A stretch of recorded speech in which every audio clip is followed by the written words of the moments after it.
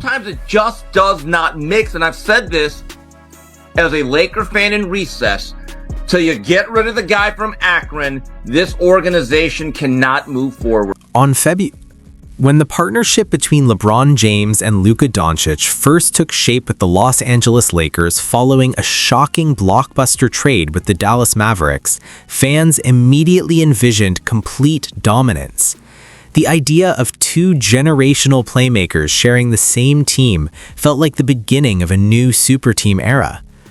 However, behind the scenes, cracks in the locker room reportedly began to appear far sooner than anyone expected.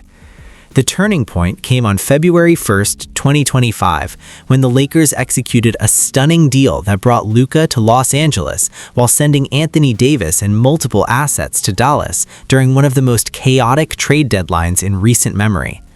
General Manager Rob Pelinka and the front office made it clear they were planning for the future by building around a younger superstar.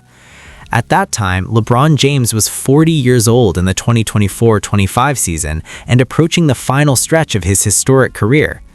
Surprisingly, reports indicated that LeBron received no prior warning about the trade and learned about it the same way fans did, through the media. His initial reaction was disbelief, reportedly calling the news a hoax. Nevertheless, known for understanding the business side of the NBA, LeBron quickly recognized the logic behind the decision. Luka was just 26 years old while LeBron was entering his 23rd season, making it difficult for the organization to plan the next decade around a player at that stage of his career. Publicly, LeBron supported the move, praising Luka's talent and expressing optimism that the pairing could succeed.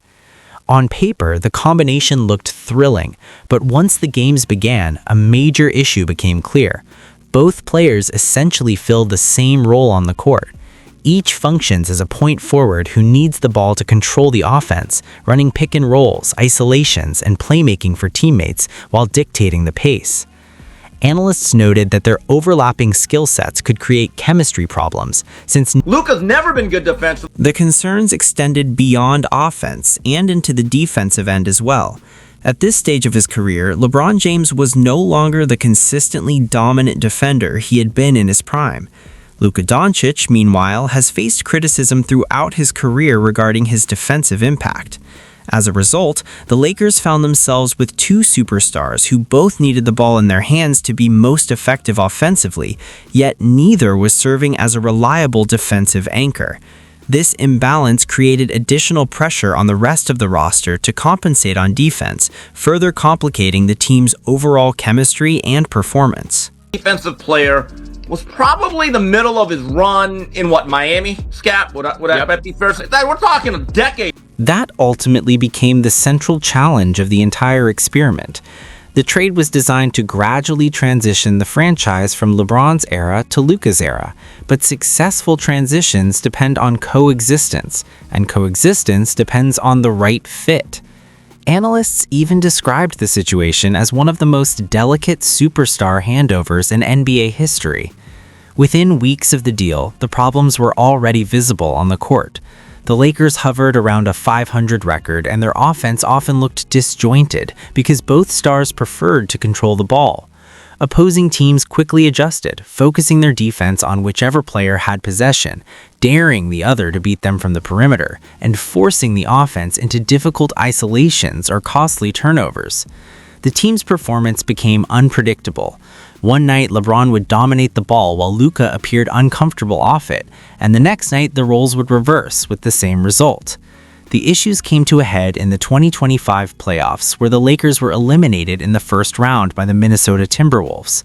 On paper, the roster appeared strong enough to contend, but the chemistry never fully came together. After the loss, LeBron's response to reporters raised eyebrows. He offered a brief no comment, adding that he rarely says that because his former teammate Anthony Davis had spoken openly before being traded shortly afterward. The remark sounded like a subtle acknowledgement that the organization had already sent a message: speak too freely and you could be the next to go. As the 2025-26 season began, the same tension lingered. The overlapping roles remained unresolved, and the front office had clearly committed to a long-term future centered around Luka. For the first time in many years, LeBron James was no longer the unquestioned focal point of the franchise, whether he fully accepted that reality or not. Eventually, perception gave way to hard data. By late February 2026, the numbers surrounding the Lakers' experiment were impossible to ignore. While the eye test had already raised concerns, the analytics painted an even harsher picture. By that point, the team had logged enough minutes with various lineup combinations to reveal clear trends. Head coach J.J. Redick had... But I've combed through the data, Jason.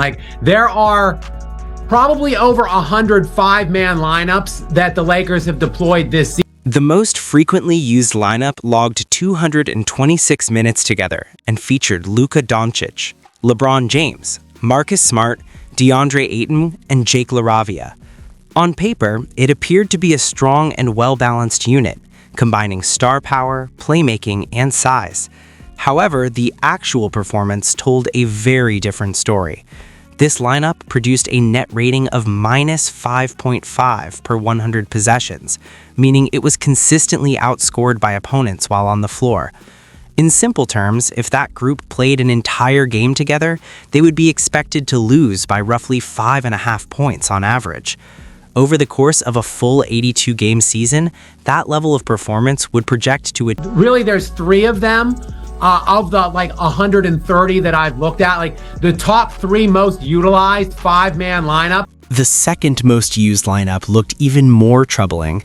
Luka Dončić, LeBron James, Austin Reeves, DeAndre Ayton, and Rui Hachimura shared the floor for 94 minutes, a sample that quickly exposed serious issues. Their net rating was an astonishing negative 23.6, a number that immediately stands out for all the wrong reasons. Put into perspective, if that group played together for an entire game, they would be expected to lose by roughly 24 points every night. That is far beyond the performance of a typical struggling team. It reflects the kind of dominance usually seen only when elite contenders face.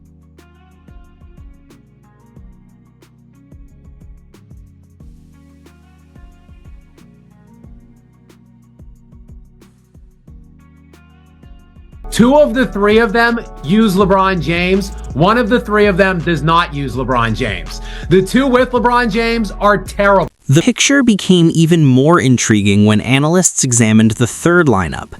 This group featured Luka Dončić, Austin Reeves, Marcus Smart, Rui Hachimura, and DeAndre Ayton, with one major difference. LeBron James was not on the court. Despite playing only 81 minutes together, this unit posted a remarkable plus 16 net rating, an elite figure by any standard. If a team sustained that level of performance over an entire season, it would likely rank among the most statistically dominant teams in NBA history. For context, the Oklahoma City Thunder, the league's top team that season, operated at around a plus 11.9 rating. The stark contrast between these lineups raised difficult questions about fit, balance, and the overall direction of the team moving forward.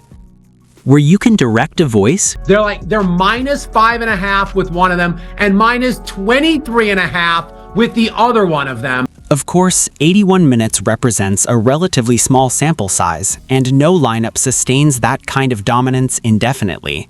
However, the contrast between the units featuring LeBron and the one without him was impossible to ignore.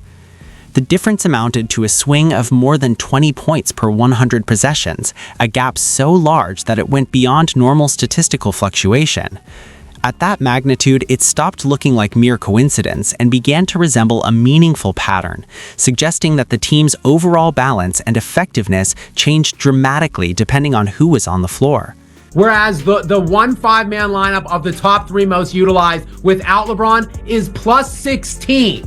Now, what I'm talking about is net rating. That is per... And the data continued to accumulate. When analysts shifted their focus to 2-player combinations, the pattern became even more pronounced. Instead of just looking at full lineups, these pairings isolated how specific duos performed together on the court, and the results reinforced the same underlying trend, making the team's chemistry issues increasingly difficult to dismiss. Where you can direct a voice, create realistic dialogue, and so much more, Edit these placeholders to get started. Collection of two guys on the Lakers and their net rating.